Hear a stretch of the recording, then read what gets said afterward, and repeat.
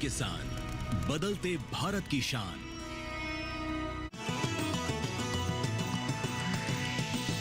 DD किसान, बदलते भारत की शान।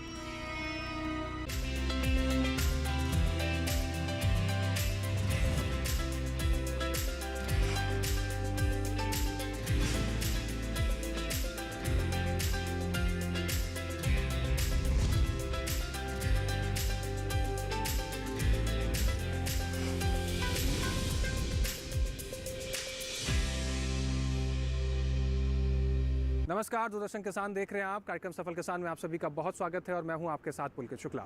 दोस्तों, सफल किसान एक ऐसा कार्यक्रम है जिसके माध्यम से हम आपको देश के कोने कोने से ऐसे सफल किसानों से मिलवाते हैं जो खेती किसानी में आगे आकर कुछ नया कर रहे हैं, अपनी आय को बढ़ा रहे हैं और अपने आसपास के किसानों के लिए प्रेरणा भी बन रहे हैं। सफल किसान के इस कार्यक्रम में हम ऐसी कहानियाँ लेकर आते हैं जिससे आपको प्रेरणा मिल सके। और जब बात प्रेरणा की हुई है तो कहीं ना कहीं हम सबको कहीं ना कहीं से प्रेरणा मिलती है, तभी हम जिंदगी में कुछ कर पाते हैं और आगे आते हैं। सफल किसान भी एक ऐसा कार्यक्रम है जिसके माध्यम से हम आपको बाकी किसानों को और ऐसे किसानों को प्रेरणा पहुंचाने की कोशिश करते हैं। आज हम जिस किसान की बात कर रहे हैं उस किसान को अपने ही माता पिता से प्रेरणा मिली कि खेती किसानी में आगे आकर बहुत कुछ किया जा सकता है। आज हम आपको दिल्ली के से सटे जौनती गांव ले चलेंगे, जहां पर आर्य कुलदीप नाम के किसान ने खेती किसानी में आगे आकर बहुत कुछ किया और अपने माता पिता से प्रेरणा लेकर खेती किसानी में एक नया आयाम स्थापित किया है और आसपास के किसानों के लिए प्रेरणा भी बने हैं।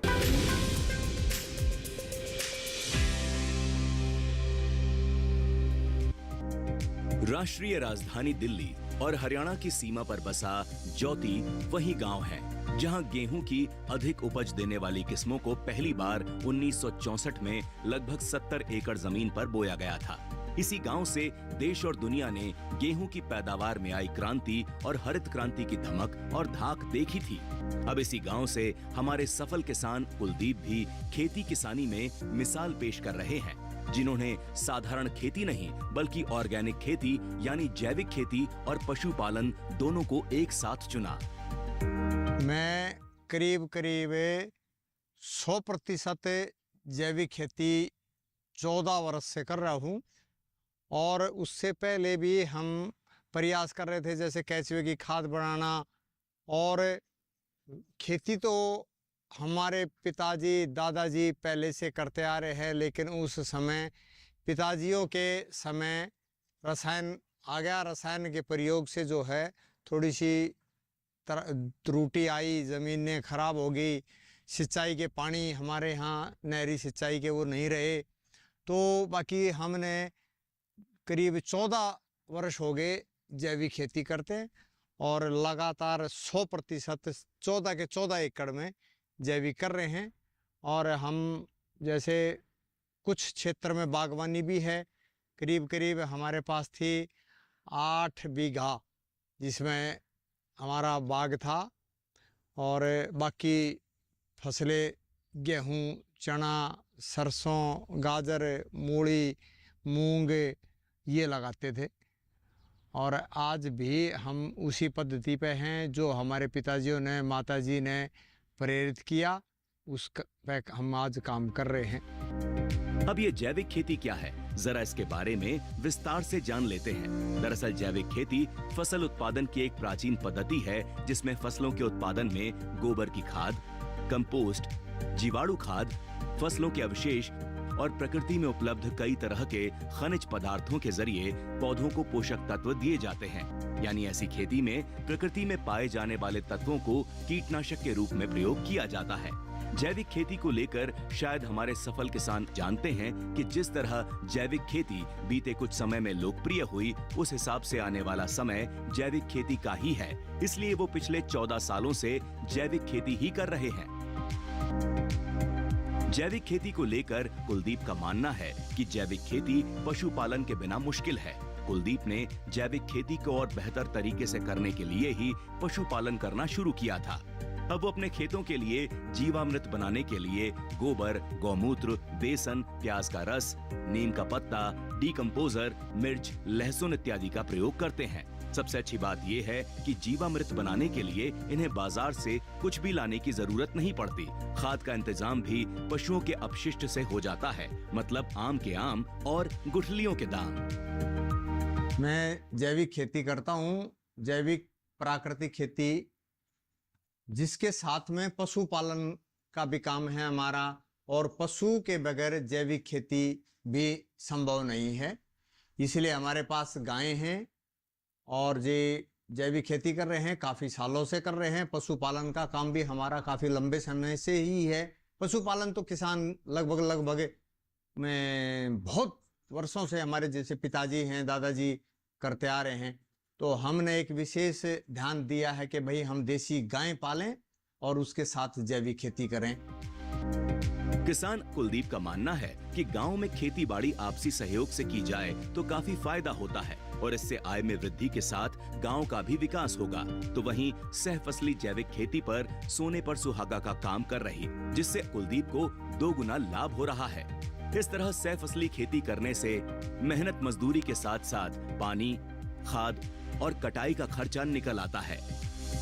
जैविक खेती में फसल चक्र भी बहुत ज़रूरी है। उससे हमें एक तो किसी भी प्रकार का जो हमारे खेत में है, जैसे धान की पराली है, गेहूं की है या कोई भी फसल है, उसको बाहर ना डाल के खेत में ही उसको दबा दिया जाता है, जिससे हमारे खाद का भी काम करेगी। और हम जैसे चना है, चने के बीज सरसों, गेहूं है उसके बीज सरसों, गाजर के बीज मूली, इस तरह जो है ना 2 डबल फसलें जो है ना एक ही एकड़ में 2 फसलें, जिससे आमदनी में गिरावट ना आए। तो कई बार क्या होता है कि एक फसल कमज़ोर है तो दूसरी उसको पूर्ति करने में सहायक रहेगी। पूर्ण रूप से प्राकृतिक खेती करने वाला किसान कई फसलें अगर लगाएगा तो आमदनी हमारी बढ़ेगी। जैसे हमारा ये अमरूद है, इसके बीच में करेला है, ककड़ी है, घिया है, भिंडी है। तो एक तरफ से अमरूद, दूसरी तरफ से जो खाली जगह है हमारी बीच में, उसमें सब्जियां हैं। ऐसे ही और फसलें हैं, उनमें जैसे चने के साथ में सरसों, गाजर मूली के साथ में अलग अलग एक बेड की तरह एक चीज़ गेहूं पट्टी लगा दी तो दूसरा चने की पट्टी लगा दी, तो हमारी पैदावार भी बढ़ती है। और एक दूसरी फसल को जैसे नाइट्रोजन वगैरह की पूर्ति करने में जैसे चना है हमारा, वो पूर्ति करता है। जैविक खेती के लिए मिट्टी की गुणवत्ता अच्छी होना बेहद जरूरी है, लेकिन इन दिनों रसायनों का इस्तेमाल बहुत अधिक बढ़ चुका है। नतीजा ये हो रहा है कि इससे स्वास्थ्य भी खराब हो रहा है और खेत की मिट्टी भी कमजोर पड़ रही है। रासायनिक पदार्थ पानी के साथ मिलकर जमीन के नीचे स्थित पानी तक भी पहुंच रहे हैं और उसे भी प्रदूषित कर रहे हैं। ऐसे में जैविक खेती बेहद फायदेमंद साबित हो रही है।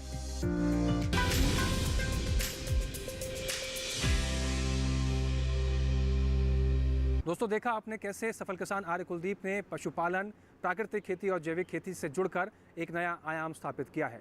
जैविक खेती से जुड़े हुए कुछ और अहम पहलुओं पर बात करेंगे, लेकिन यहाँ रुकना होगा एक छोटे से ब्रेक के लिए। आप बने रहें और देखते रहें कार्यक्रम सफल किसान।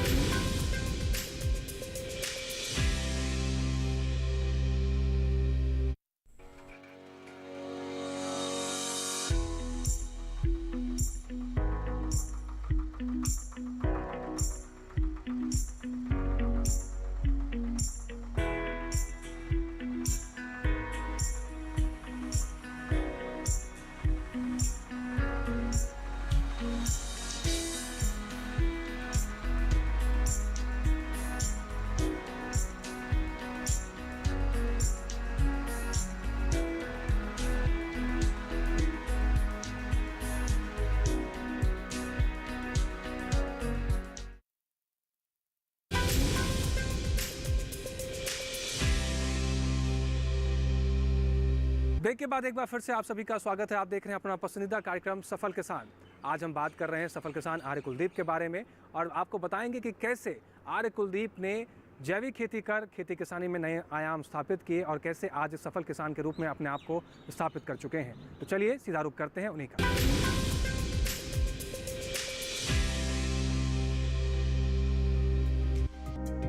जैविक खेती में नीम ऑयल या गोमूत्र मिलाकर बनाया कीटनाशक इस्तेमाल किया जाता है। वैसे अलग अलग किसान अलग अलग विधि से जैविक कीटनाशक बनाते हैं। अब हमारे सफल किसान कुलदीप अपने खेतों के लिए कीटनाशक अपनी गाय से मिलने वाले गोबर और मूत्र से ही तैयार कर लेते हैं। वहीं खाद बनाने का तरीका भी जैविक खेती में बेहद फायदेमंद साबित हो रहा है। तो ये इसमें हमारा कीटरोधक है। कीटरोधक में हम जो 10 प्रणी बोलते हैं, 10 वे चीज़ें जो इसमें डाल करके नीम, आख, धतूरा, लहसुन, मिर्ची, तंबाकू, ये सभी चीज़ें गोमूत्र में गाय के प्योर देसी गाय के गोमूत्र में इसको भिगो दिया जाता है और ये 40 दिन में तैयार हो जाता है। 40 दिन में तैयार होने के बाद में हम 15 लीटर की टंकी में इसको 250 से 300 ml का प्रयोग करते हैं, जिसमें हमें एक कीट को रोकने के लिए जो रासायनिक हम बाजार से लाते हैं तो काफ़ी कॉस्टली पड़ता है, करीब हज़ारों रुपए का वो आता है और इसकी कीमत समझो कि कुछ भी नहीं है। ये खरपतवार हमने जो है वो इसमें डाले और गोमूत्र हमारा अपना है, तो न्यू समझो कि 0 बजट खेती वाली प्रक्रिया इसी को बोल लेंगे हम।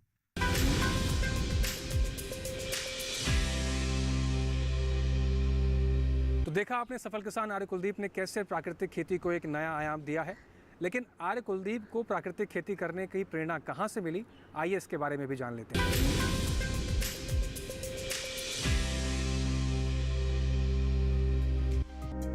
प्राकृतिक खेती एक ऐसी पद्धति है जिसमें रसायनों का प्रयोग नहीं होता है। कुलदीप बताते हैं कि माता पिता की सोच ने हमें प्राकृतिक खेती की ओर बढ़ाया और इनका कहना है कि आने वाली पीढ़ी को भी प्राकृतिक खेती ही करने की सलाह देंगे ताकि पर्यावरण स्वच्छ एवं मिट्टी की गुणवत्ता में सुधार होगा। कुलदीप की माताजी की सोच भी प्राकृतिक खेती के लिए बड़ी सराहनीय है। क्या कह रही है इनकी माताजी, इन्हीं से जानते हैं। मेरे मरने के बाद देखे अपना यो करें जाइयो, आज बस स्वास्थ्य में मत बढ़ियो और बेटा ना फूल उठाइयो मेरे कितनी जाना।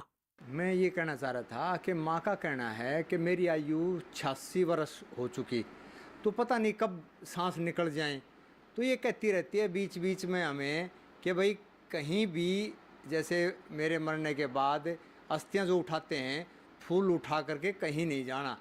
जैसे लोग हरिद्वार, गढ़गंगा वगैरह जाते हैं, वहाँ नहीं जाना, उठा के खेत में दबा देना है और मेरी राख को खेत में पानी के साथ बहा देना है।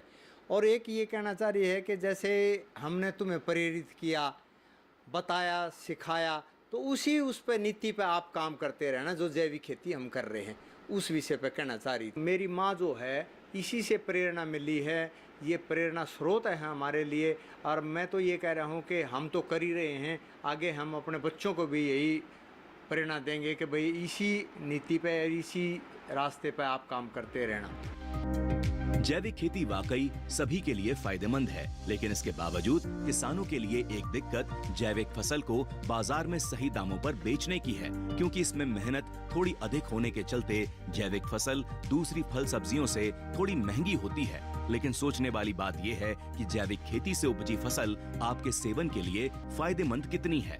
ऐसे में किसान कुलदीप जैविक खेती ही नहीं करते, बल्कि अपने खेत में उगने वाली उपज से कई तरह के प्रोडक्ट बनाते हैं, जिनकी डिमांड लगातार बढ़ती जा रही है। प्राकृतिक खेती की मैंने कृषि विज्ञान केंद्र उज्वा के सहयोग से ट्रेनिंग ली और उस ट्रेनिंग का मैं कर तो पहले से रहा था, लेकिन उस ट्रेनिंग का मेरे को बहुत ही लाभ रहा। उसमें जैसे केंद्र का इतना सहयोग था कि हमारे यहाँ खेत पे विजिट करना और हमें बीच बीच में जैसे जैसे कोई जानकारी की आवश्यकता रही तो वो भी हमें बताना। और पूसा संस्थान का बड़ा रोल है इसमें कि वहाँ के डॉक्टर जो हैं वो यहाँ हमें सलाह देते रहे, मिट्टी पानी की जांच के लिए प्रेरित करते रहते हैं। नहीं तो हम किसानों को तो इतनी जानकारी है नहीं। दूसरा अब एक मुहिम चली है कि दिल्ली सरकार, पूसा संस्थान, कृषि विज्ञान केंद्र, हमारे यहाँ तो दिल्ली में एक ही है, वो मिट्टी के पानी के सैंपल लेके जाती है और किसानों को बताती है कि भी आप में पानी में ये कमियां हैं और आपकी ज़मीन में ये इसका प्रयोग करो तो किसानों को इसका कृषि विज्ञान केंद्र का, पूसा संस्थान का बहुत बड़ा योगदान है। प्राकृतिक खेती में सबसे अच्छा जो उपयोग है वो है सब्जियों में, क्योंकि ज़्यादातर ये आज के समय में ये देखा गया है कि सब्जियों में जो है रासायनिक खाद, उर्वरक और कीटनाशकों का और खरपतवारनाशी का ज़्यादा से ज़्यादा प्रयोग होता है, जिससे कि हमारा सब्जियों का जो गुणवत्ता है ख़राब तो होता ही है, साथ ही साथ वातावरण भी ख़राब होता है। तो हम किसान भाइयों से ये बताना चाहते हैं कि जो भी सब्जी वाले खेती करते हैं उसमें आज के समय में, क्योंकि हम दिल्ली के आसपास के हैं, तो एक बहुत बड़ा सुनहरा अवसर है कि यहाँ पे मार्केट बहुत बड़ा उपलब्ध है। इसको ध्यान में रखते हुए किसान भाई अगर सामान्य खेती कर रहे हैं जिसमें वो रासायनिक खाद और उर्वरकों का प्रयोग करते हैं, उसके बजाय अगर किसान भाई प्राकृतिक खेती द्वारा सब्जियों का उत्पादन करते हैं तो वो ज़्यादा से ज़्यादा अच्छा गुणवत्ता का होगा और उसके मूल्य भी अधिक मिलेंगे और उसका महानगर होने के चलते यहाँ पे बाज़ार भी उपलब्ध है। तो किसान कम समय में, और अगर प्राकृतिक खेती जो उनके पास संसाधन उपलब्ध है उसके लिए उनको कहीं बाहर जाने की जरूरत नहीं है। किसान आर्या कुलदीप को खेती किसानी से जुड़े कई तकनीकों के बारे में पूसा इंस्टीट्यूट और किसान विज्ञान केंद्र से पता लगा, जो किसानों के फायदे के लिए लगातार काम करते हैं और जिनके मार्गदर्शन से हजारों लाखों किसान बेहतर तरीके से खेती किसानी कर पाते हैं। कृषि विज्ञान केंद्र किसानों के लिए किसी वरदान से कम नहीं, क्योंकि इन्हीं की मदद से किसान कृषि संबंधी वैज्ञानिक गतिविधियों से जुड़ पाते हैं। सरकार ने भी कृषि को बढ़ावा देने के लिए देश के हर ग्रामीण जिले में कृषि विज्ञान केंद्र बनाए हैं, जो किसानों को स्थानीय भाषा में खेती बाड़ी के हर पहलू के साथ साथ आवश्यक प्रशिक्षण देने का काम करते हैं।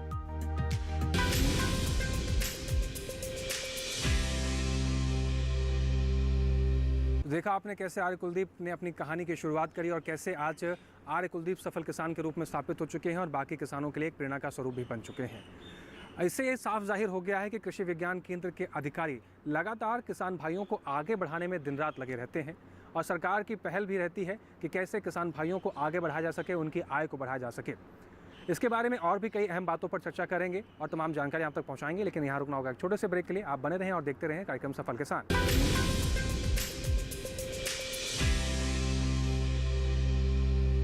फ्रीडम फाइटर्स की कहानियां दिखाएंगे दूरदर्शन पर हर रविवार सुबह 11 बजे। क्रिश, ट्रिश और बाल्टी बॉय।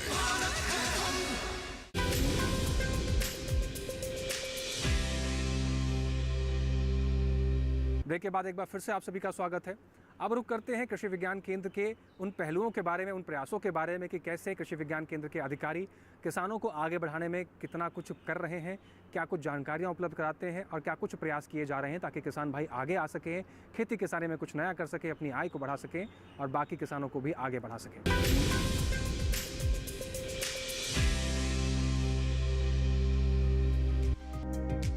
जैसा कि हमने बताया कि किसान आर्या कुलदीप का मानना है कि पशुओं के बिना जैविक खेती अधूरी है। उनकी माने तो पशु अगर दूध दही ना भी दें तो भी जैविक खेती के लिए उन्हें किसान को रखना चाहिए। अब जब पशु इतने जरूरी हैं, तो खेती किसानी में उनका ख्याल रखना भी बेहद जरूरी हो जाता है। किसान आर्या कुलदीप कैसे अपने पशुओं का ख्याल रखते हैं, आइए जानते हैं उन्हीं की जबानी। हमारा पशुपालन का काम है, तो पशुपालन में हमारे पास गायें हैं। हमारा गाय का घी जो है उससे हम करीब 10,000 रुपये महीना तो हम बिक्री करके कमाते हैं। और इससे ऊपर क्या है कि पूरे परिवार का छाछ, दही, दूध, मक्खन वो भी हमारे घर के काम आता है और बिक्री में करीब 10,000 रुपये प्रति महीने के हिसाब से हम पशुओं से ले लेते हैं। और दूसरी बात है, हमने ये मान रखा है कि खाली दूध और दही के लिए, घी के लिए पशु नहीं है।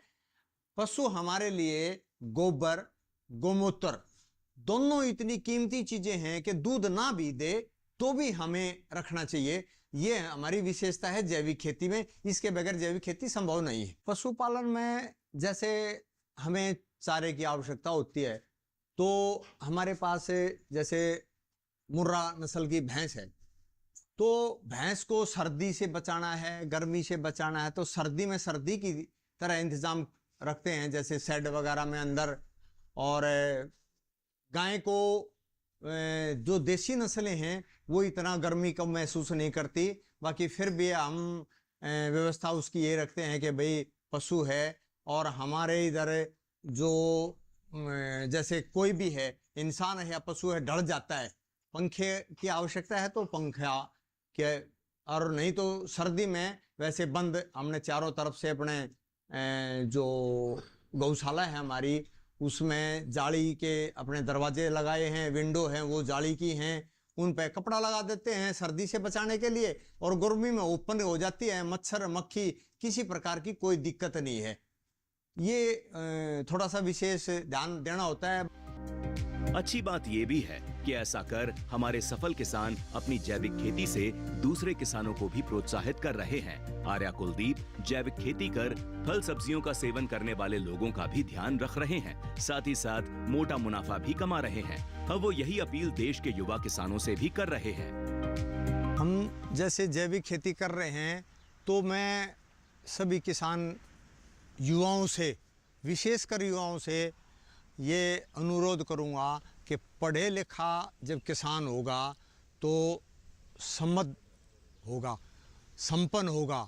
तो हमारा किसान संपन्न तभी होगा जब पढ़ा लिखा युवा इसकी तरफ आएगा। और आज आ भी रहे हैं, प्रयास है कि पढ़ा लिखा किसान जो है ना वो खेती कर रहा है, तो इससे जो है ना बेरोज़गारी का भी जो हम सुनते हैं, बेरोज़गारी वो भी ख़त्म हो जाएगी, और हम किसान जैविक खेती के माध्यम से लोगों को शुद्ध खाद्य पदार्थ उपलब्ध करा पाएंगे।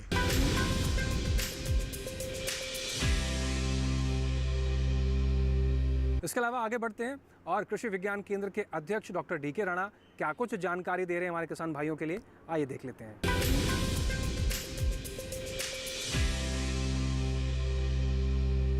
किसान भाई जो है, जो सब्जियों की खेती कर रहे हैं या गेहूं की खेती कर रहे हैं या धान की खेती कर रहे हैं या दलहनी फसलों की खेती कर रहे हैं, वो प्राकृतिक रूप से कृषि में वो कार्य लागू करें, ताकि आज आप देख रहे हो कि जो हमारी सब्जियां हैं या दूसरे जो इतने भी उत्पाद हैं जिनमें हम लगातार केमिकल फर्टिलाइज़र और रासायनिक दवाओं का इस्तेमाल करते हैं, वो इतने दूषित हो चुके हैं जिनके कारण बहुत सारी दिक्कतें आने वाले समय में भी उत्पन्न होगी और अब हो भी रही हैं। तो आज के लिए ज़रूरी है, भारत सरकार द्वारा कृषि विज्ञान केंद्रों में प्रोग्राम जो है नेचुरल फार्मिंग पर चलाया हुआ है। इस प्रोग्राम के तहत जगह जगह जो है इस नेचुरल फार्मिंग को बढ़ावा देने के लिए हमेशा कृषि विज्ञान केंद्र प्रयास कर रहा है। आर्या कुलदीप आज के समय में नजीर बन दूसरे किसानों को प्रेरित तो कर ही रहे हैं, खुद भी अच्छा मुनाफा कमाकर गांव के कई और परिवारों को रोजगार देने का काम कर रहे हैं। तो वहीं जैविक खेती को अपनाकर समाज कल्याण के लिए भी एक कदम बढ़ा रहे हैं। तो कुल मिलाकर ये कहा जा सकता है कि हमारे सफल किसान आर्या कुलदीप आसमान की बुलंदियों को छू रहे हैं।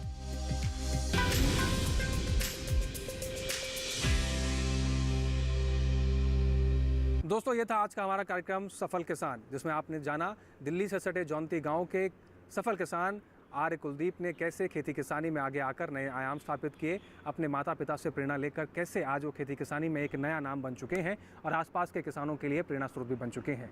आप भी इस कहानी से प्रेरणा लेकर आगे आ सकते हैं और खेती किसानी में बहुत कुछ हासिल कर सकते हैं, क्योंकि खेती के क्षेत्र में, कृषि के क्षेत्र में अपार संभावनाएं हैं। साथ ही साथ कृषि विज्ञान केंद्र के तमाम अधिकारी आपको तमाम जानकारियाँ उपलब्ध कराते हैं, ताकि उन जानकारियों का सही इस्तेमाल कर किसान भाई आगे बढ़ सकें और अपने आप को सफल किसान के रूप में स्थापित कर सकें।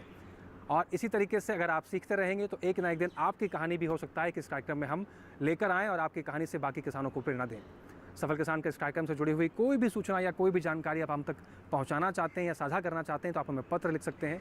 पत्र लिखने के लिए आप हमारा पता नोट कर सकते हैं। हमारा पता है सफल किसान, कमरा नंबर 77, CPC दूरदर्शन, खेलगांव, नई दिल्ली 110049। साथियों, इसके अलावा हमारे ईमेल आईडी पर भी अपने सुझाव और सवाल भेज सकते हैं। आप हमारी ईमेल आईडी नोट कर लीजिए। हमारी ईमेल आईडी है safalkisandd@gmail.com। आपके सुझावों और आपके सवालों का हमें बेसब्री से इंतजार रहता है। आपके सुझाव हमें इस कार्यक्रम को और बेहतर करने में मददगार साबित होते हैं।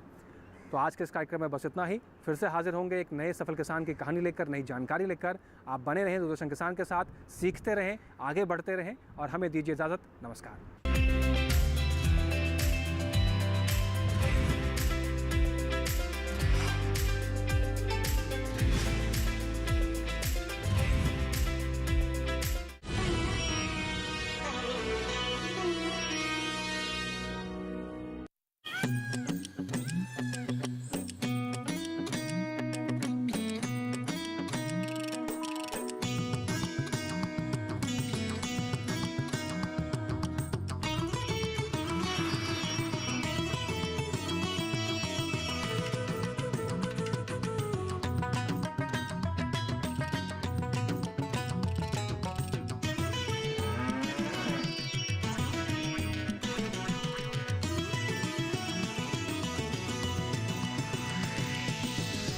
किसान, बदलते भारत की शान।